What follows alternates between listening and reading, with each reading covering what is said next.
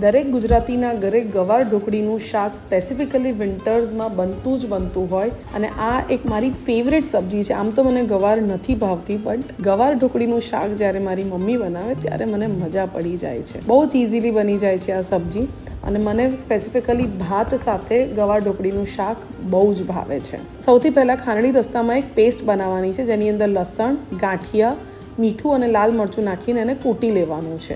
આ જે ચટણી છે આ સિક્રેટ છે આ સબ્જીની.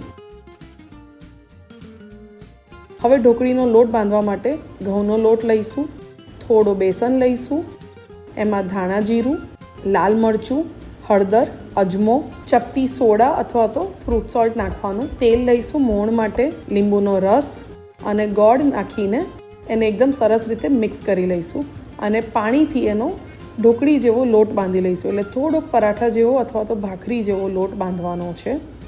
ઘણી બધી વાર આ ઢોકળીની અંદર મારી મમ્મી ધાણા છે અથવા તો મેથી છે એ પણ એડ કરતી હોય છે. તમે ઈચ્છો તો એડ કરી શકો છો. થોડું વધારે તેલ લઈને લોટને કેળવી લઈશું.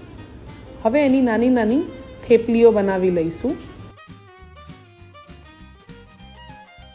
હવે ફાઇનલી કુકરની અંદર આનો તડકા કરીશું, જેમાં તેલ લઈશું, રાઈ, જીરું, હિંગ, સૂકા લાલ મરચાં અને આપણે જે લસણની પેસ્ટ બનાવી હતી એને એડ કરીશું. આમ તો જ્યારે લગનોમાં શાક બનતું હોય ત્યારે ઢોકળીને અલગથી બાફવામાં આવે મુઠિયાની જેમ, ગવારને અલગથી ચડાવવામાં આવે ને પછી એનો ફાઇનલ તડકા થાય ગવાર અને ઢોકળીનો. પણ આ ઘરે મારી મમ્મી ઇન્સ્ટન્ટલી બનાવે છે અને આ રીતે બહુ જલ્દી બની જાય છે આ સબ્જી. તો બસ હવે એની અંદર ગવાર એડ કરીશું અને બધા જ બેઝિક મસાલા, જેમાં મીઠું, ધાણા જીરું, લાલ મરચું, હળદર અને પાણી નાખીને એને એકદમ સરસ રીતે મિક્સ કરીશું. હવે આની અંદર થેપલીઓ નાખીને ફરીથી થોડુંક જરૂર પડે તો પાણી એડ કરીશું, બિકોઝ ઢોકળીને ચડવા માટે પાણી વધારે જોઈશે. અને ઉપરથી લીંબુનો રસ અને ગોળ નાખીને કુકરને બંધ કરી લઈશું અને 2 થી 3 સીટી વાગે ત્યાં સુધી આને ચડવા દઈશું.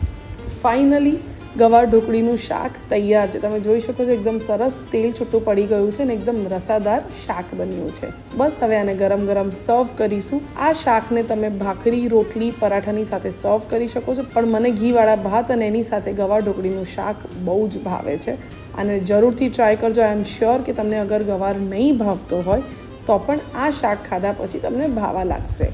એન્જોય. અને હા, મને કહેવાનું ના ભૂલતા કે તમને આ ડિશ કેવી લાગી.